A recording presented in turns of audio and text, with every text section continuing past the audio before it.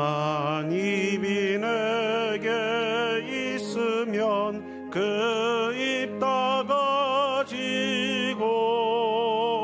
내 구주 주시는 손을 늘 찬송하겠네. 내 은혜로신 하나님 날 도와주시고 그 크신 영광 널리 펴 달게 하소서. 내 주의 귀한 이름이 날 위로하시고 이 귀의 음악 같으니 참 희락되도다. 내 죄의 권세 깨뜨려 그 결박 푸시고 이 추한 마음을 피로써 고정케 하셨네.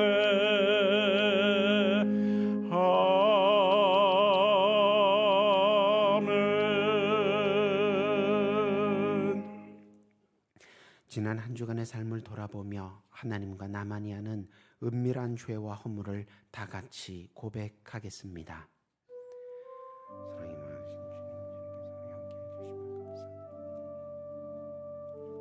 주님께서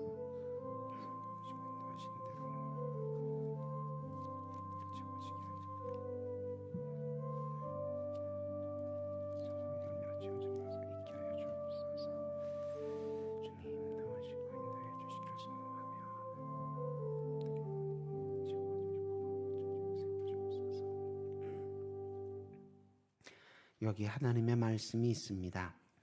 동이 서에서 먼 것 같이 우리의 죄과를 우리에게서 멀리 옮기셨으며 아버지가 자식을 긍휼히 여김같이 여호와께서는 자기를 경외하는 자를 긍휼히 여기시나니 이는 그가 우리의 체질을 아시며 우리가 단지 먼지뿐임을 기억하심이로다 하셨으니 이제 여러분의 죄와 허물은 용서되었고 하늘의 평화가 임할 것입니다.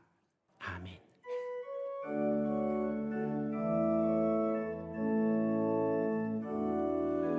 예수 우리 왕이여 이곳에 오소서. 보좌로 주여 임하사 찬양을 받아 주소서. 주님을 찬양하오니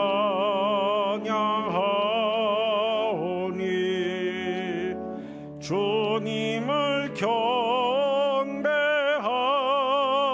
경배하오니 왕이신 예수여 오셔서 좌정하사 다스리소서.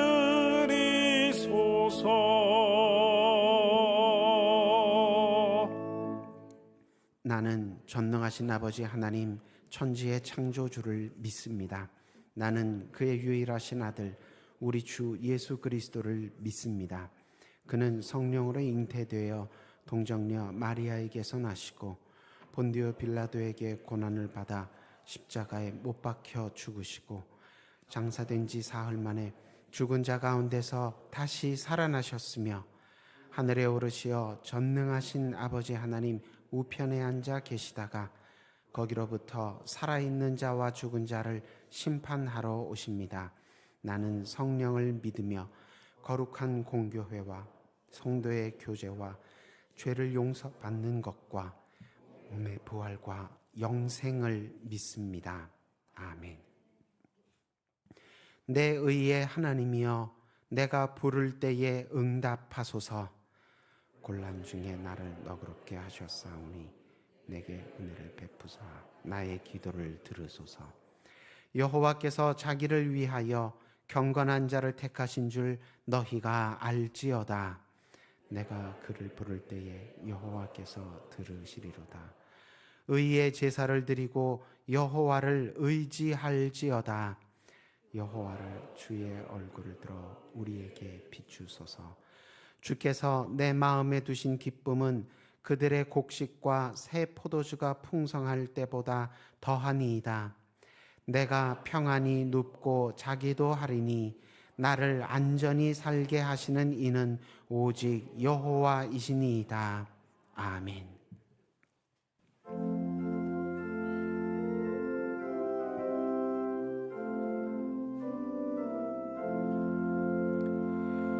예수 영광 버리사 사람 되신 것 보고 너도 고난 당하나 길이 참으라. 예수 친히 십자가 지고 가신 것 보고 너도 주의 십자가 지고 따르라. 예수 너를 위하여 죽으심을 본받아 너도 남을 위하여 몸을 바쳐라. 예수 부활하셔서 승리하신 것 보고 너도 승리할 줄을 믿고 싸워라. 예수 승천하셔서 영광 받으심 보고 너도 영광 받을 줄 믿고 섬겨라. 예수 다시 오셔서 상을 주실 줄 믿고 너도 상을 얻도록 참고 참으라.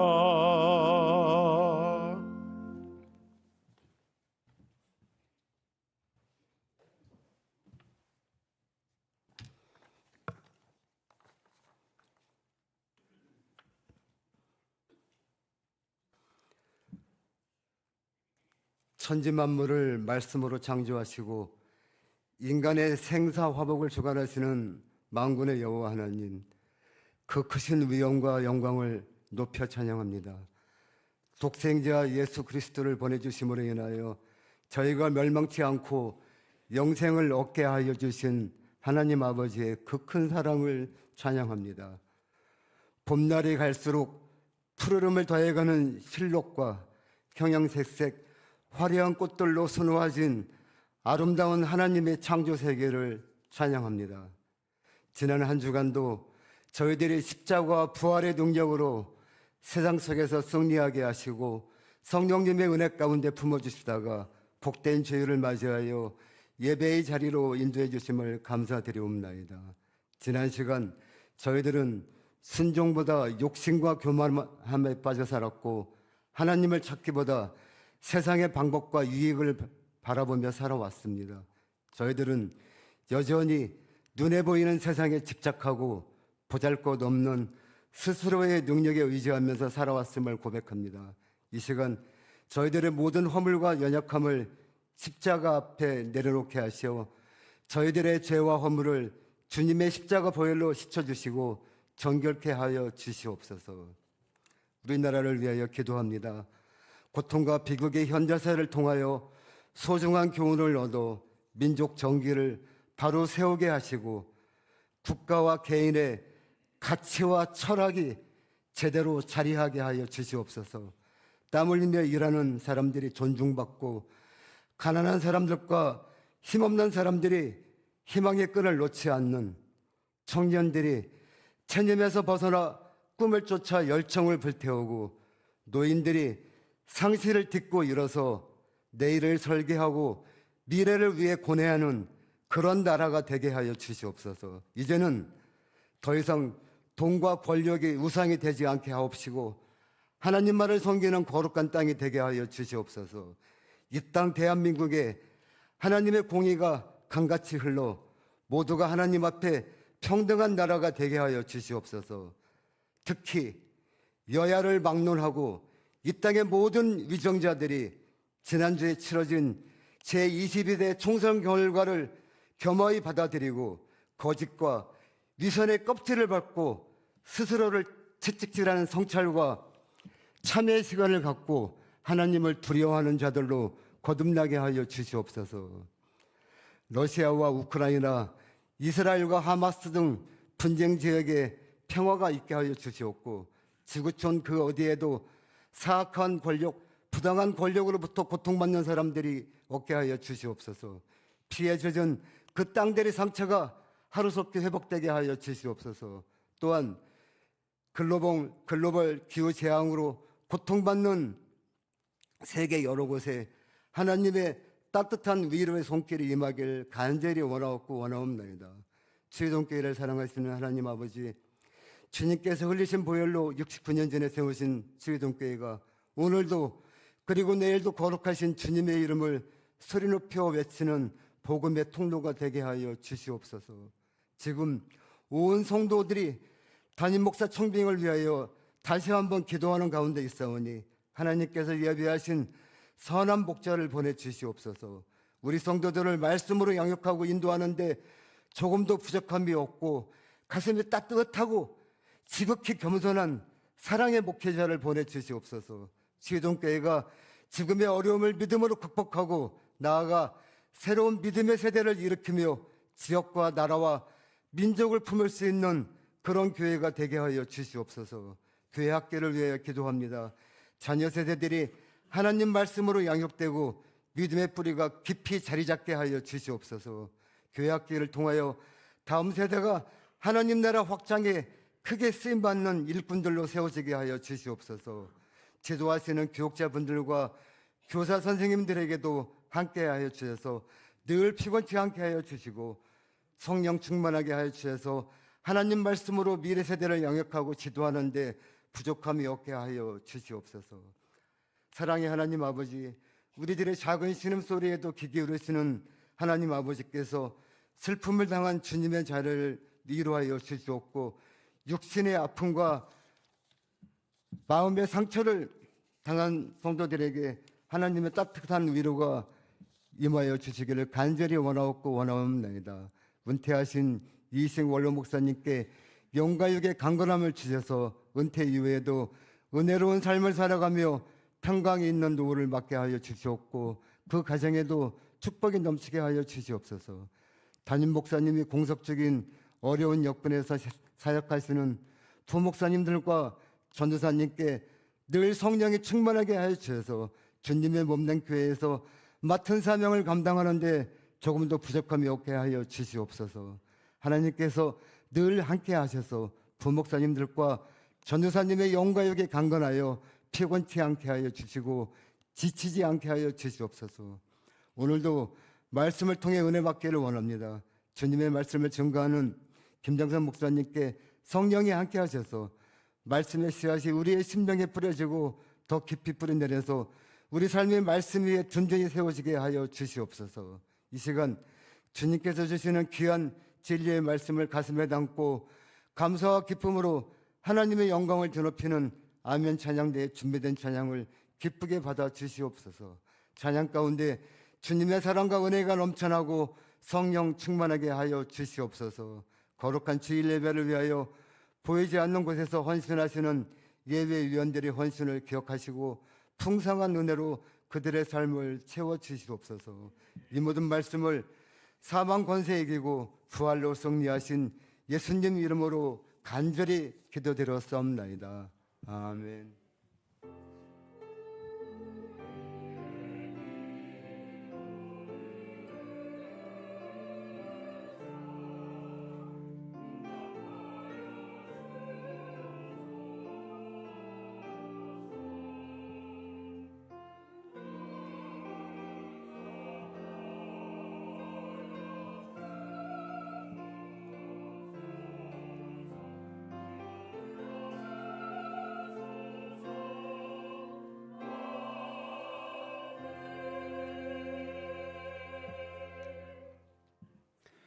오늘 우리에게 주시는 하나님 말씀은 빌립보서 2장 5절에서 11절. 빌립보서 2장 5절에서 11절까지의 말씀입니다. 한 절씩 교독하시고 마지막 11절은 함께 읽겠습니다. 너희 안에 이 마음을 품으라. 곧 그리스도 예수의 마음이니 그는 근본 하나님의 본체시나 하나님과 동등됨을 취할 것으로 여기지 아니하시고 오히려 자기를 비워 종의 형체를 가지사 사람들과 같이 되셨고 사람의 모양으로 나타나사 자기를 낮추시고 죽기까지 복종하셨으니 곧 십자가에 죽으심이라. 이러므로 하나님이 그를 지극히 높여 모든 이름 위에 뛰어난 이름을 주사 하늘에 있는 자들과 땅에 있는 자들과 땅 아래 있는 자들로 모든 무릎을 예수의 이름에 꿇게 하시고, 함께 읽습니다. 모든 입으로 예수 그리스도를 주라 시인하여 하나님 아버지께 영광을 돌리게 하셨느니라. 아멘.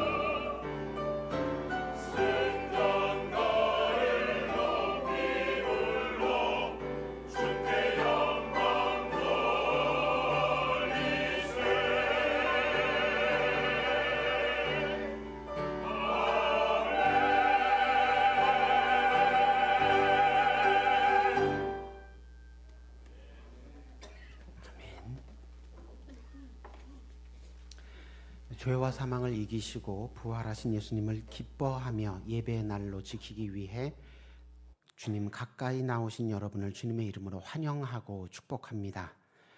예수님 다시 오실 때 우리도 예수님처럼 죽지 않을 몸으로 부활시켜 주심을 믿고 소망하며 기뻐하는 기쁨의 50일 기간을 보내고 있습니다.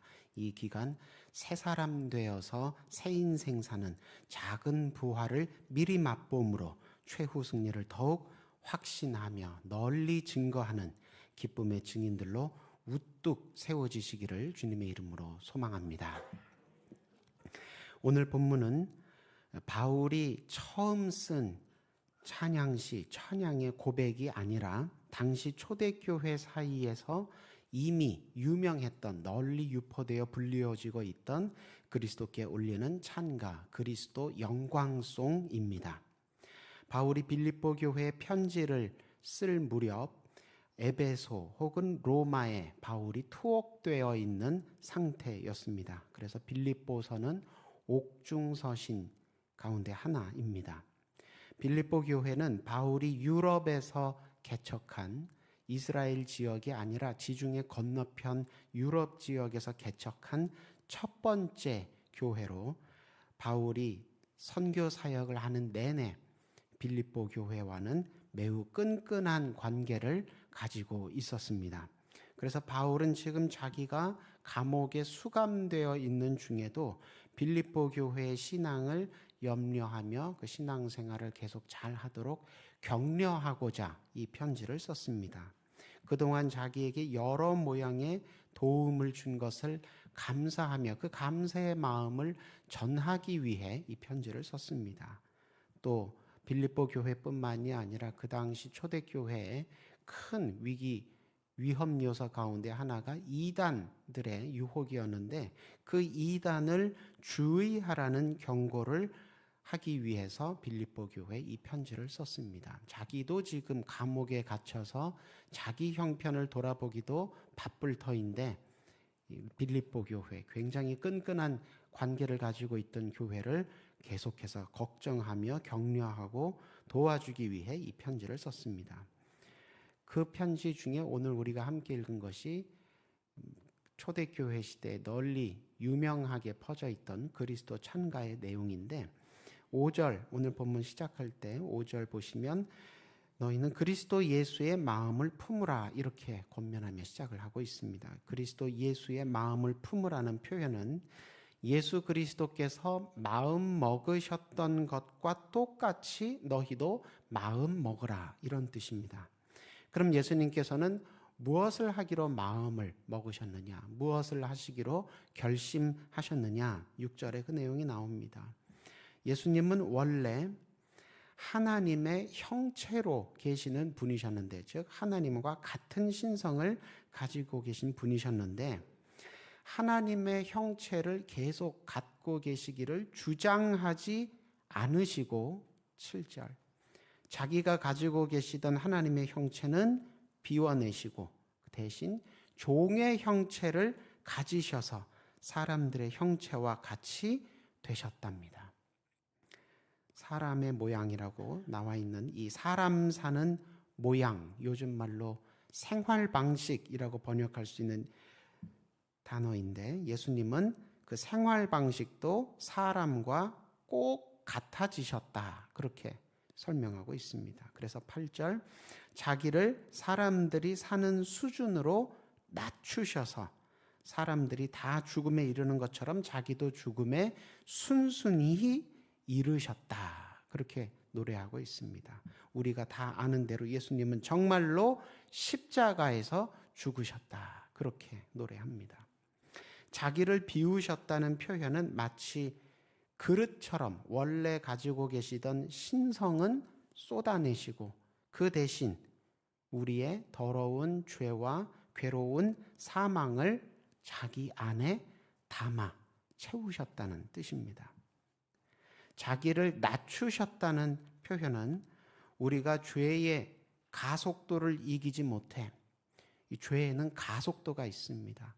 한 번 죄를 지으면 한 번만 짓고 끝낼 수 있는 것이 아니라 그것이 마치 굴러내려가는 눈덩이 같아서 계속해서 힘이 붙어서 굴러내려갑니다. 그래서 우리말 속담에도 바늘도둑이 소도둑 된다는 표현이 있죠.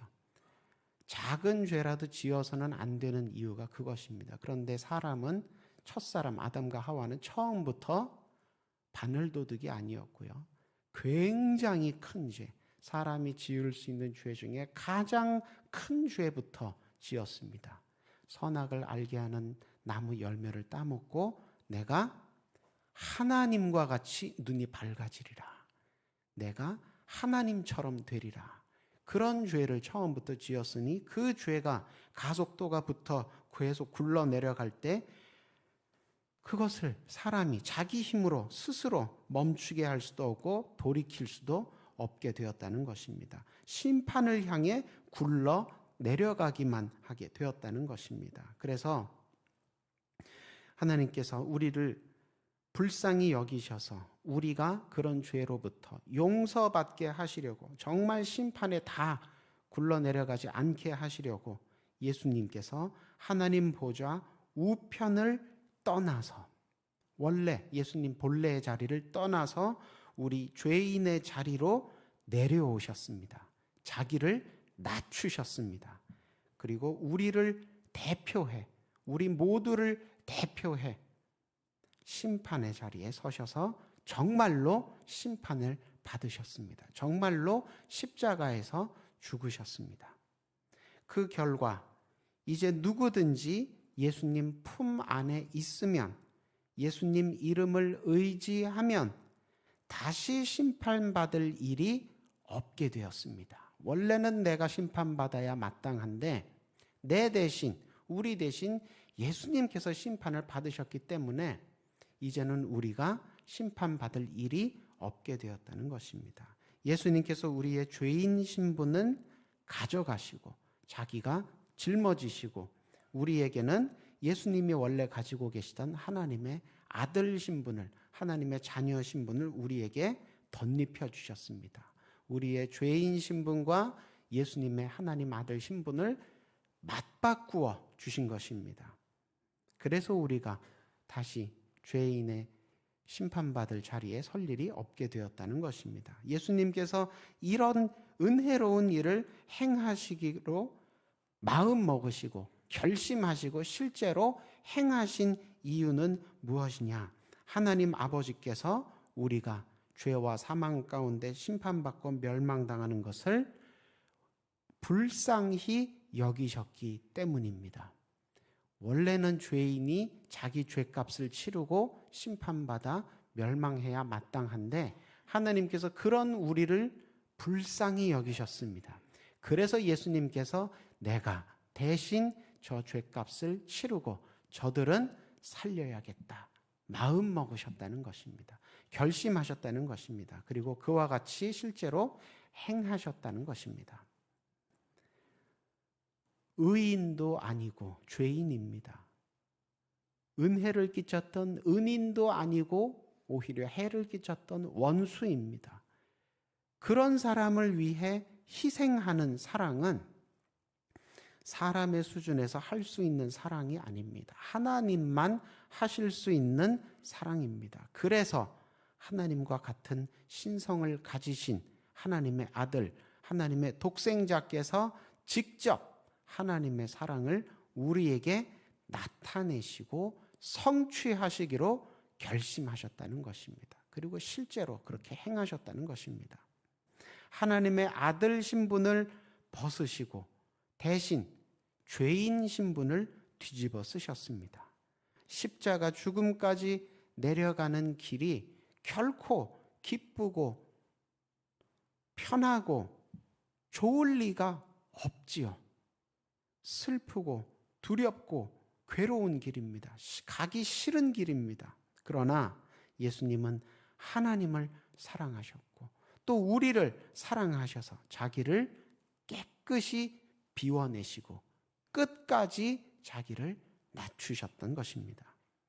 세상이 볼 때는 이렇게 예수님이 가셨던 길은 미련해 보이고 어리석어 보이고 무의미해 보이는 불필요한 희생의 길이었습니다. 하지만 하나님 보시기에는 이보다 더 고귀할 수 없습니다. 매우 흡족한 예수님의 순종이셨습니다. 감격스럽고 자랑스러운 예수님의 순종이었던 것입니다. 그래서 오늘 본문 9절 하나님은 예수님을 그대로 십자가에 죽어서 낮아지신 그 상태로 놔두지 않으시고 예수님을 지극히 높이셨다. 그렇게 노래하고 있습니다. 세상에 있는 모든 이름들 위에 있는 이름을 주셨답니다. 이 표현은 세상의 모든 이름보다 높은 이름, 가장 높은 이름을 주셨다는 뜻인데, 이것은 예수님의 이름을 하나님의 이름과 동등으로 삼으셨다는 뜻입니다. 예수님은 하나님과 같은 신성을 가지신 하나님의 아들, 하나님의 독생자이시라고 인정해 주셨다는, 모든 사람들 앞에서, 이름이 있는 모든 사람들 앞에서 예수님을 하나님의 아들로, 하나님의 독생자로 인정해 주셨다는 뜻입니다. 세상의 모든 이름 있는 것들 중엔 죽음도 있습니다. 그런데 죽음보다 높여 주셨다는 이 표현은 죽음을 이기시고 부활하게 하셨다는 뜻을 가지는 것입니다. 10절에 하늘에 있는 것들이나 땅에 있는 것들이나 땅 아래에 있는 것들, 땅 아래 지하 세계는 여기서는 저승을 의미합니다. 그러니까 하늘과 땅, 우리가 살고 있는 이 현실 세계뿐만이 아니라 저승에 이르기까지 모든 존재가 예수님 앞에 무릎을 꿇게 하시고 예수님을 주 퀴리오스라 시인하게 하셨답니다. 이 퀴리오스, 주라는 말은 알렉산더 대왕 이후로 황제를 지칭하는 용어로 쓰였습니다. 그러니까 예수님을 그 당시는 로마 시대니까 새로운 로마 황제로, 지금의 로마 황제를 대신할 새 왕 정도로 세우셨다는 그런 정도의 뜻이 아니라 예수님을 하나님이시라고 시인하게 하셨다는 뜻입니다. 이 구약 성경에서는 이 주라는 표현을 황제, 사람이 아니라 하나님께 썼기 때문에, 그래서 예수님을 퀴리오스로 주님이라고 시인하게 부르게 하셨다는 것은 이방 사람들 사이에서는 로마 황제를 이기는 새 왕을 세우셨다. 그리고 구약 성경을 보자면 그런 정도, 사람을 대신할 왕 정도가 아니라 하나님의, 주님이신 하나님 자리에 올리셨다. 이런 뜻으로 받아들이게 됩니다. 근데 이렇게 하시면서, 이렇게 하시니까 최종적으로 그것이 하나님께 영광이 돌려지게 된다. 그렇게 노래를 찬양을 마무리하고 있습니다.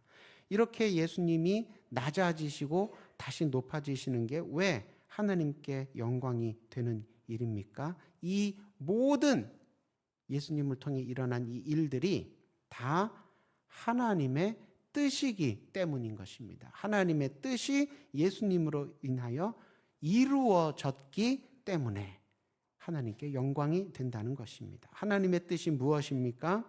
죄인을 불쌍히 여겨 멸망당하지 않고 영생에 이르게 하시려는 하나님의 사랑이 하나님의 뜻입니다.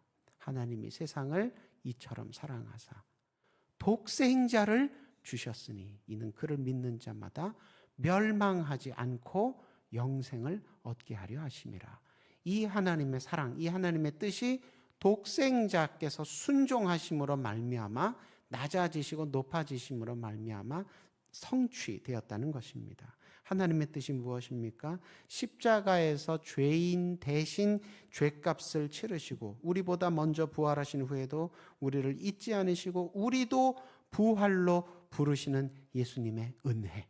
그 은혜가 하나님의 뜻입니다. 예수님께서 낮아지실 때도 하나님을 사랑하시고 우리를 사랑하셔서 낮아지셨고 또 다시 높아지신 이후에도 이제 내 할 일 다 했다. 후를 털고 우리를 잊어버리시고 혼자 부활승천 하신 것이 아니라 끝까지 우리를 사랑하시고 기억하셔서 우리도 죽지 않을 몸으로 예수님과 같은 몸으로 부활하게 해주시는 그 예수님의 은혜가 그것이 하나님의 뜻이었다는 것입니다.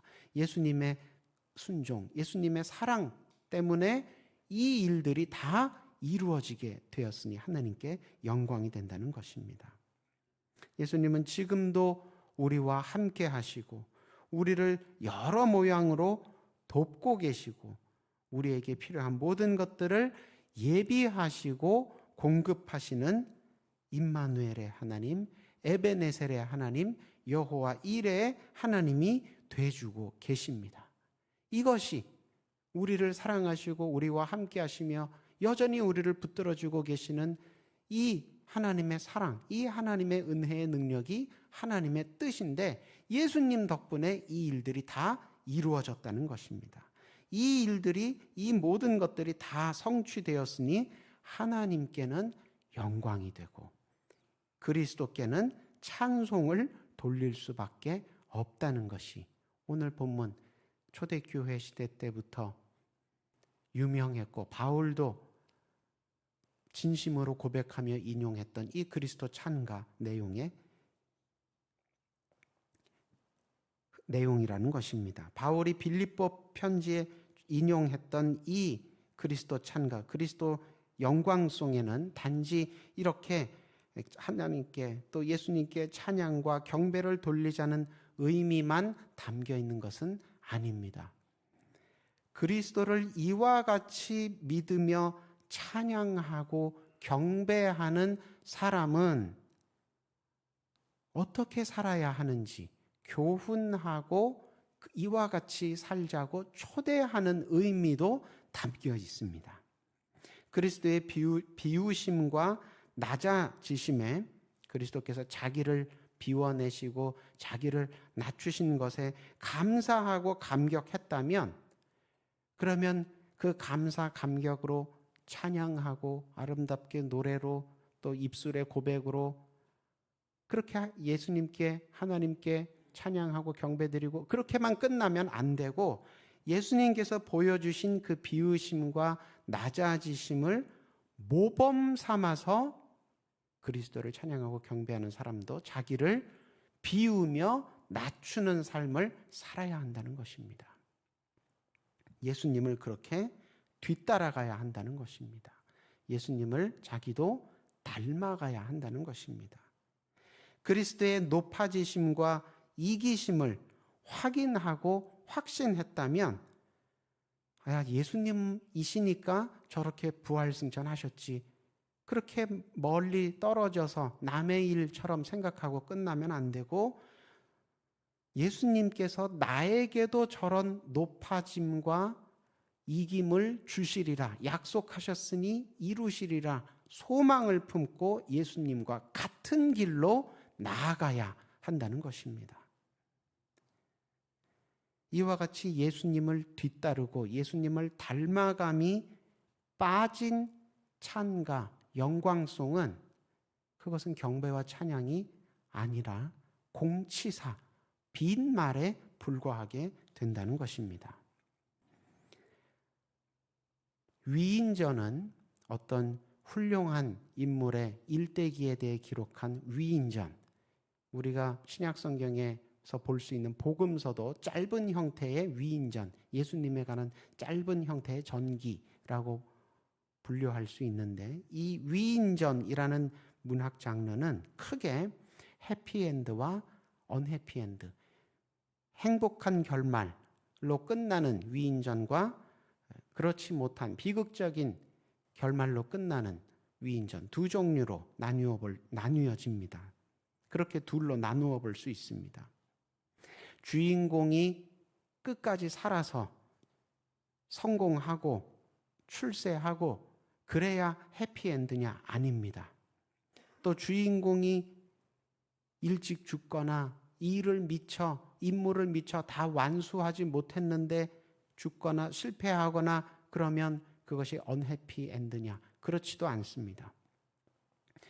위인전이 해피엔드냐 그렇지 않느냐 어떤 기준으로 나뉘어지냐 하면 주인공이 가졌던 생각, 소신, 목표 또 주인공이 기울였던 노력 이런 것들에 대해서 주변 사람들이 다른 사람들이 공감하고 공명해서 주인공과 같은 사람들이 많아지게 되면 그것이 해피엔드입니다.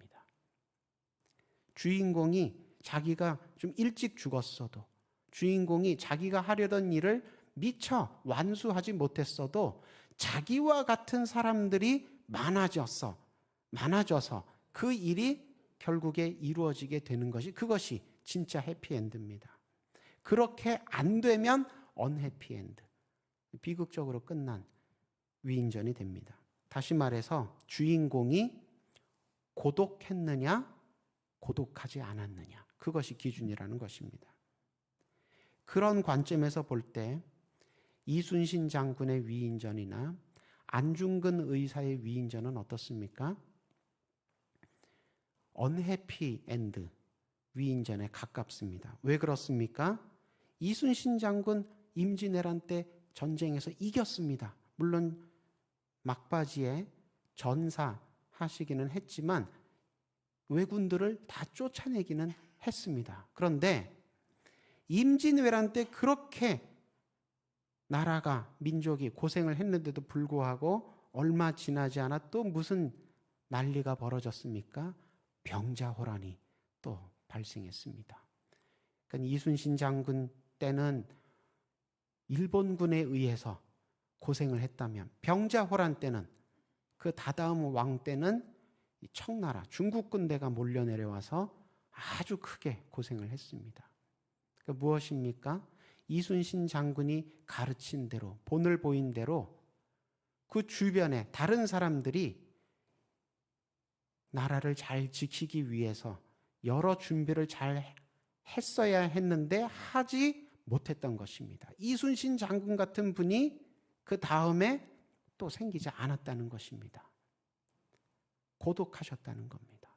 혼자 고군분투했을 뿐이지 이순신 장군 같은 사람들이 또 생기지 않아서 똑같은 이유로 준비 부족을 통해서 비참한 결과를 나라와 민족이 겪었다는 것입니다. 그러니까 이순신 장군이 아마 저승에서 자기 조국 조선이 그렇게 또 고생하는 것을 보면, 아, 그래도 나는 잘 살았지, 나는 내 군인으로서 해피하게 마무리를 지었지, 이렇게 생각 안 했을 거란 얘기입니다. 안중근 의사의 위인전도 마찬가지입니다. 열악한 환경 가운데서 독립운동하기 어렵죠.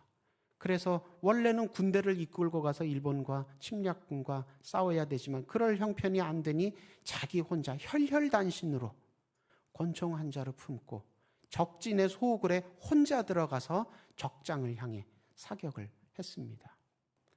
대단한 용기입니다. 대단한 충성심입니다.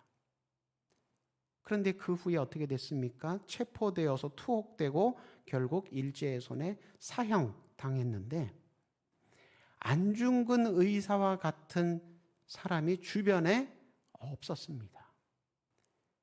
안중근 의사가 이토 히로부미를 처단했다는 사실은 우리가 다 알고 있지만 안중근 의사를 구출해내기 위해서 독립군들이 구출작전을, 동료 독립군들이 구출작전을 계획하고 실천했다. 그런데 안타깝게 실패해서 안중근 의사가 순국하였다. 이런 적은 없습니다. 혼자 싸우신 겁니다. 고군분투했습니다. 고독했습니다. 언해피 엔드입니다. 자기가 맡은 작전은 성공했을지 몰라도 주변에 동료는 없었다는 것입니다. 여러분, 복음서도 마찬가지입니다. 복음서도 복음서로만 끝났다면, 그러면 예수님에 대한 언해피엔드 위인전으로 분류될 뻔했습니다. 예수님도 혼자 고독하게 공생애 감당하시고 십자가 지실 때 제자들 다 도망가고 예루살렘 사람들 전부 바라바를 풀어달라고 하고 혼자 고독하게 사역을 감당하시고 부활도 혼자 하셨습니다. 승천도 혼자 하셨습니다. 본인의 임무는 성공하셨을지 몰라도 혼자셨습니다. 복음서도 그렇게 언해피엔드로 끝날 뻔했는데 요한복음 끝나고, 네 번째 복음서 끝나고 무슨 책이 이어집니까? 사도행전이 이어집니다. 사도행전으로 이어졌기 때문에 복음서는 해피엔드가 된 것입니다. 예수님께서 혼자 죽으시고 혼자 다시 사셨다면 예수님께서 혼자 기뻐하셨을 리가 없지요. 그러나 십자가의 길이 아무리 아프고 슬프다 했더라도 그 길을 가셨던 예수님께 찬양과 경배를 드리며 기쁘게 뒤따르는 그리스도인들, 사도들, 이런 사람들이 사도행전에서 이어져 나왔기 때문에 예수님 기뻐하셨고, 그래서 신약 성경과 초대교회는 해피엔드였다는 것입니다. 십자가의 길이 무섭고 두렵지만 예수님 뒤따르는 길임으로 믿음을 가지고 기쁨을 가지고 소망을 가지고 따랐던 이 그리스도인들, 다른 말로 뭐라고 표현할 수 있습니까? 작은 예수들이라고 표현할 수 있습니다. 예수님과 같은 사람들이 사도행전 보니까 계속해서 전 세계에 걸쳐서 나타났다는 것입니다. 오늘날 우리가 이어받은 신앙생활도 선교 활동도 그와 같이 되기를 예수님께서는 소망하시며 우리를 부르고 계시는 것입니다. 바울 서신은 신약 성경에 13개가 13편이 수록되어 있습니다. 이 바울이 쓴 편지들 가운데 기쁨이라는 말이 13편의 편지들 가운데 모두 36번 정도 쓰였는데, 오늘 우리가 함께 읽은 본문 빌립보서는 4장밖에 안 되는 짧은 편지임에도 기쁨이라는 단어가 14번이 나오고 있습니다. 그러니까 13편의 편지에서 36번 쓰인 단어가 이 작은 편지에서 14번 집중적으로 쓰이고 있다는 것입니다. 기쁨의 편지입니다. 기쁨의 50일 기간과 가장 잘 어울리는 편지입니다. 그런데 이 편지는 어디에서 쓰여졌다고요? 감옥에서 쓰여졌습니다. 기쁠 수가 없는 환경에서 쓰여졌습니다. 바울은 지금 자기 십자가를 짊어지고, 우리가 보기엔 무거워 보이는 십자가를 짊어지고 가는 중입니다.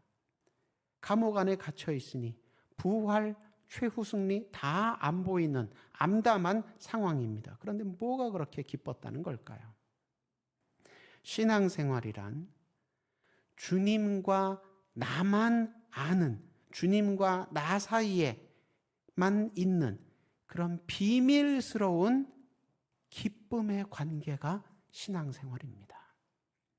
신앙생활을 한다고 한다면, 정말 신앙생활을 한다고 한다면 다른 사람들이 어떻게 보든 나는 주님 앞에 이게 기쁨이야, 나는 주님 앞에 이게 소망이야, 나는 주님 앞에 이걸 꼭 믿어, 이런 것들이 있어야 되는 것입니다.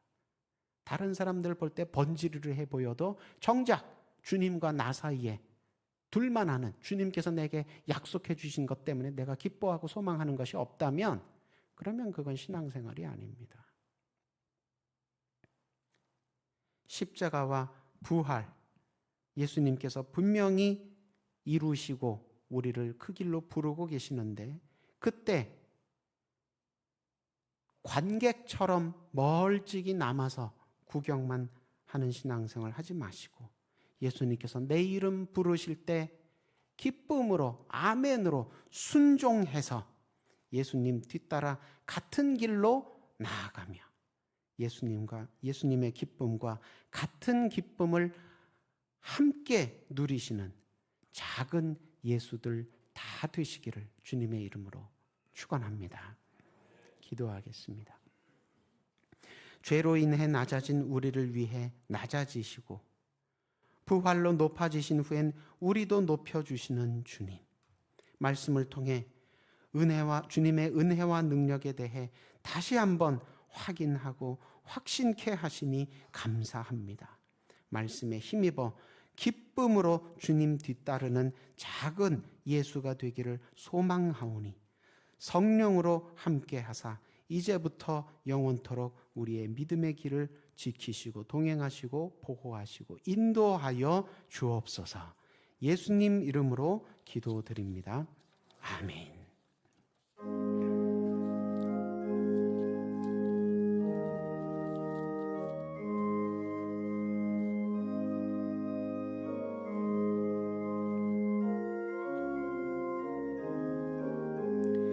예수 더 알기 원하네. 크고 넓은 은혜와 대속해 주신 사랑을 간절히 알기 원하네.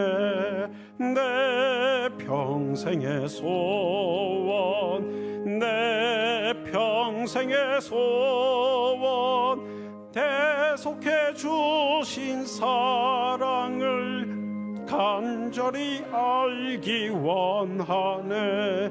성령이 스승되셔서 진리를 가르치시고 거룩한 뜻을 깨달아 예수를 알게 하소서. 내 평생의 소원, 내 평생의 소원,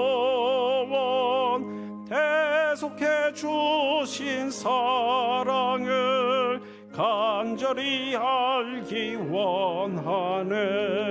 성령의 간화 받아서 하나님 말씀 배우니 그 말씀 한 절 한 절이 내 맘에 교훈되도다.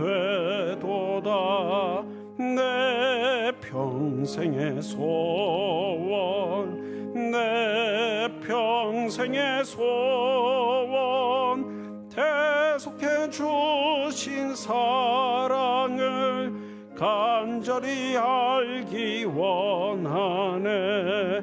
예수가 계신 보좌는 영광에 뚫려 있도다. 평화의 왕이 오시니 그 나라 왕성하도다. 내 평생의 소원, 내 평생의 소원, 대속해 주신 사랑을 간절히 알기 원하네.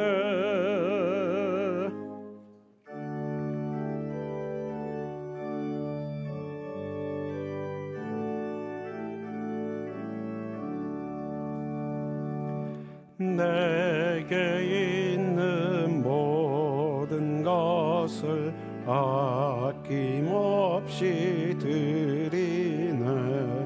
사랑하고 의지하며 주만 따라 살리라. 주께 드리네, 주께 드리네. 사랑하는 구주 앞에 모두 드리네. 아멘.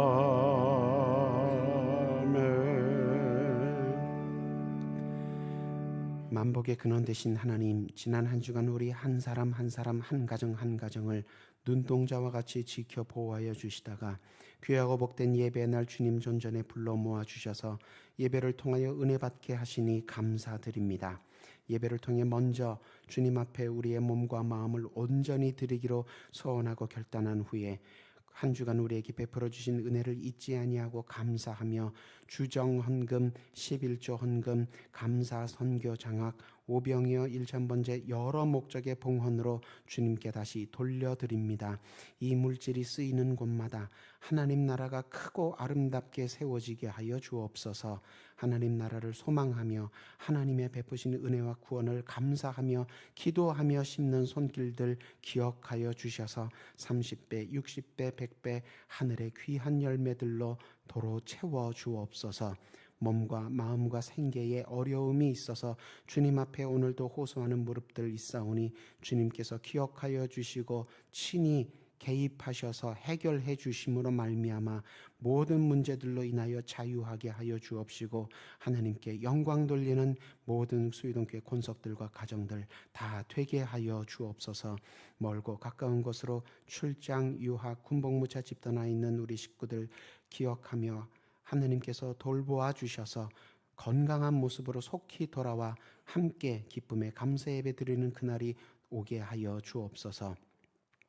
그리스도의 몸된 교회 각 부서와 각 기관을 앞에서 이끌고 보이지 않는 곳에서 떠받치는 손길들 있사오니 주님께서 그 직분과 사명 감당하실 때에 하늘의 능력과 지혜로 가득 채워주셔서 넉넉히 감사하며 잘 감당케 하여 주옵시고 시험에 들지 않게 하여 주옵시고 성령 안에서 하늘의 열매로 풍성하여지는 충성자들 다 되게 하여 주옵소서. 우리 교회 어린 양 때 다음 세대 많이 보내주심에 감사합니다. 기도와 말씀으로 양육하여서 이 나라와 이 민족 또 하나님 나라를 위해 크게 헌신하는 기둥 같은 일꾼들로 장성케 하여 주옵소서. 이를 위하여서 경건의 본을 보이느라 오늘도 수고하고 애쓰는 교회학교 선생님들과 사역자들 주님께서 장중에 붙들어 주셔서 귀하게 쓰임받는 주의 일꾼 도구들 다 되게 하여 주옵소서. 온 교회가 새 담임 목사님 청빙을 위하여 하나님 앞에 기도하는 중에 있사오니 좋은 목자, 선한 목자 보내주옵소서. 교회도 함께 기도하며 합력하는 교회로 세워질 수 있도록 인도하여 주시옵소서. 원로 목사님 건강과 가정 가운데도 큰 은혜로 함께하여 주시기를 간절히 소망하오며 예수님 이름으로 기도드립니다. 아멘.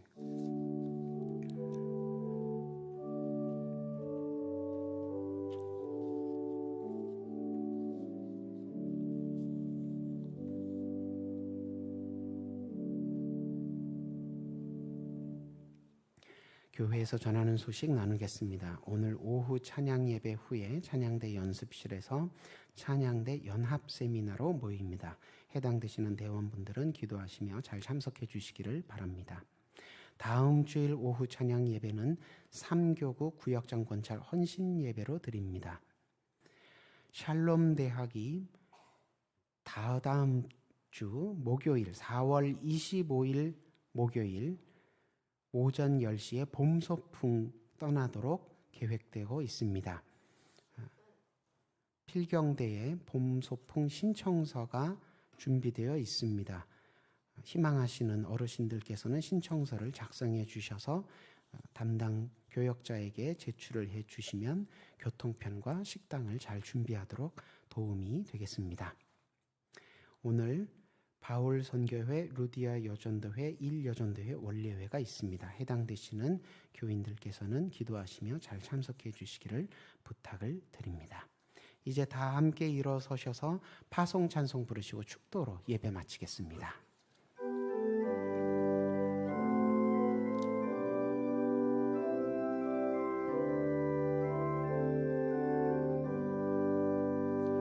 여기에 모인 우리 사랑받는 주의 자녀라.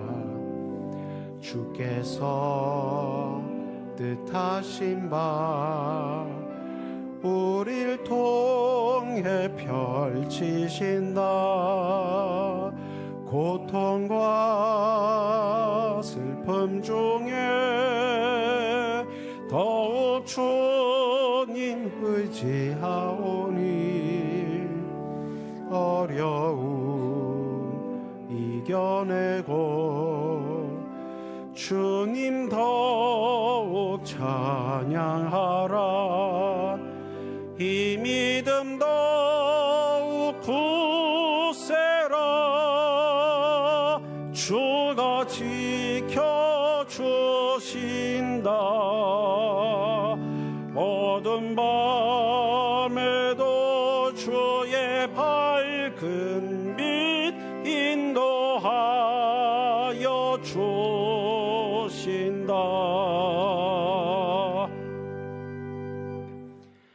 주 예수 그리스도의 크신 은혜와 하나님 아버지의 극진하신 사랑과 성령님의 친밀하신 교통하심이 예배를 마치고 다시 세상을 향해 나아가는 수유동교회 모든 권속들과 그 가정들 위해 이제부터 영원토록 함께 하시기를 간절히 축원하옵나이다.